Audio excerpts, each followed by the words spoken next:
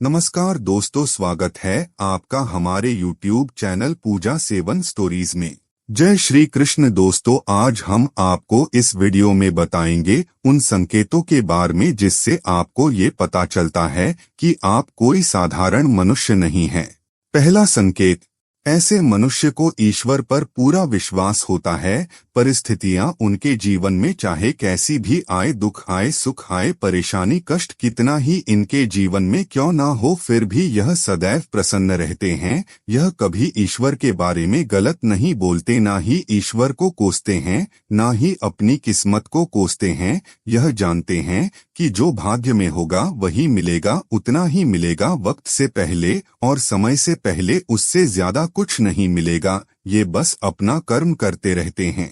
दूसरा संकेत यह होता है कि ऐसे मनुष्य की वाणी बहुत मीठी होती है। उनकी वाणी में सत्यता होती है, सरलता होती है। उनके द्वारा बोली गई बातें सत्य हो जाती है, और ऐसा तभी संभव हो पाता है जब ऐसे मनुष्य के ऊपर दैवीय कृपा होती है। ऐसे मनुष्य का व्यक्तित्व और वाणी इतनी प्रभावशाली होती है कि लोग इनके मुख से निकले हुए शब्दों में भाव विभोर हो जाते हैं और इनकी कई बातों को सच मानते हैं। सभी लोग ऐसी वाणी से प्रभावित होते हैं।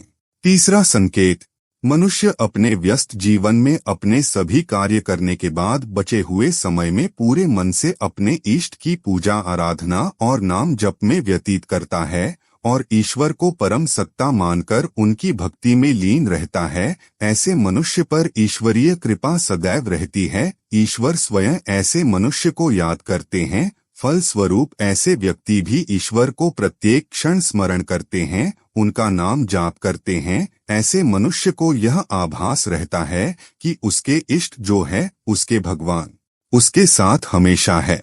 चौथा संकेत, ऐसे मनुष्य को हमेशा किसी न किसी अर्दश दिव्य शक्ति का अपने आसपास या अपने साथ एहसास होता रहता है। इनके कर्मों में पवित्रता एवं शुद्धता होती है, क्योंकि इन्हें यह महसूस होता है कि ईश्वर की दिव्य दृष्टि उन्हें खा रही है और उन्हें कोई भी गलत कार्य कभी नहीं करना चाहिए। इसी कारण से कभी यह किसी का बुरा नहीं करते, बुरा नहीं सोचते। इनका मन साफ होता है। भले ही इनके 100 दुश्मन हो, लेकिन यह अपने दुश्मनों की भी हर संभव मदद करने के लिए हमेशा तैयार रहते हैं, जिसके चलते इनके दुश्मन भी इनके मित्र बन जाते हैं और वे भी धर्म कर्म के कार्यों में लग जाते हैं। कहने का तात्पर्य यह है कि मनुष्य अपने प्रभावशाली व्यक्तित्व के कारण दूसरे लोगों को भी धर्म के कार्यों में, सत्य के कार्यों के लिए प्रेरित कर देते हैं। पांचवा लक्षण, ऐसा मनुष्य जो मानव सेवा के कार्य करता है, जन कल्याण के कार्य को करते हुए अपना जीवन व्यतीत करता है। जब वह किसी की सहायता करता है या किसी के लिए कुछ भी काम करता है, तो वह यह नहीं सोचता कि उसे इस कार्य के बदले में किसी प्रकार का कोई लाभ होगा या नहीं। वह सभी की हर संभव सहायता करता है। असहाय, बेसहारा, बूढ़े बुजुर्गों की मदद करता है। दुखी लोगों को, कष्ट में फंसे हुए मजबूर व्यक्तियों की सहायता करता है। मुख पक्षियों की, जानवरों की, प्राणियों की भी मदद करता है। उससे जितना बन पड़ता है वह इस प्रकार के कार्यों को करने के लिए हमेशा तैयार रहता है। तो यह कोई सामान्य मनुष्य नहीं होता। छठा संकेत, ऐसे व्यक्ति ईश्वर के चरणों में ही स्वयं को रखते हैं। ईश्वर की परम सत्ता के समक्ष स्वयं को एक तुच्छ प्राणी समझते हैं। ईश्वर को सर्वोच्च मानते हैं। ईश्वर की भक्ति को ही वास्तविक सुख और आनंद मानते हैं। ऐसे व्यक्ति का हृदय और मस्तिष्क जो है वह सदैव शांत रहता है। वह क्रोध नहीं करता, जिससे कि वह कभी भी सत्य व सदाचार के मार्ग से विचलित नहीं होता है। यही उसे ईश्वर से मिला हुआ एक विशेष आशीर्वाद होता है, जिससे वह हमेशा समाज में एक आदर और सम्मान का स्थान प्राप्त करते हैं।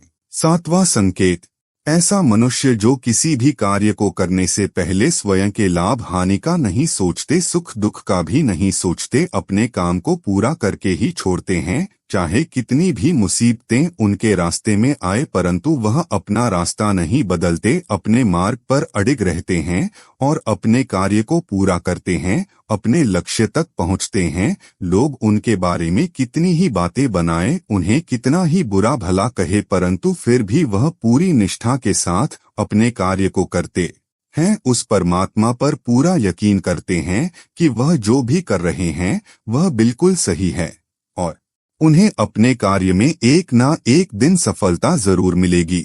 8वां संकेत, भगवान श्री कृष्ण कहते हैं कि ऐसा व्यक्ति दूसरों का अहित नहीं कर सकता, दूसरों की भलाई करने का ही ऐसा व्यक्ति सोचता है, दूसरों के बारे में सदैव अच्छी बातें करता है, दूसरों की बुराई नहीं करता, वही व्यक्ति सर्वश्रेष्ठ होता है। आजकल इस कलयुग में लोग छोटी छोटी बातों पर भी दूसरों की बुराई करते हैं, हर वक्त दूसरे व्यक्ति को अपमानित करना, दूसरों की चुगली करना, दूसरों का बुरा सोचना आदि इस प्रकार के निंदनीय कार्य करते हैं। इसी कारण से वे लोग जीवन में कभी सफल नहीं होते। लेकिन ऐसा मनुष्य जो दूसरों का बुरा नहीं सोचता, सबकी भलाई के बारे में सोचता है, वही सर्वश्रेष्ठ होता है।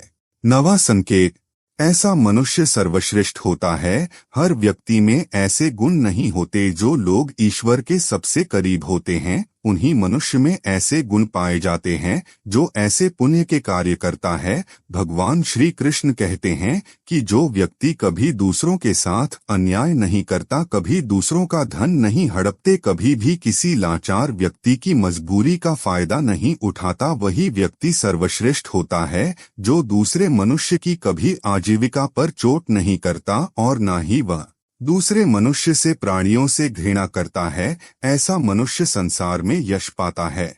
और ऐसा ही व्यक्ति जो होता है वह विलक्षण प्रतिभा का धनी होता है। 10वां संकेत, अगर आप स्वयं की पत्नी के प्रति वफादार है, कभी आपने अपनी पत्नी के साथ विश्वासघात नहीं किया है, कभी किसी पराई स्त्री से किसी भी प्रकार का रिश्ता नहीं रखा है और आप पराई स्त्रियों को माता और बहन मानते हैं, तो आप धन्य है, आप कोई सामान्य व्यक्ति नहीं है।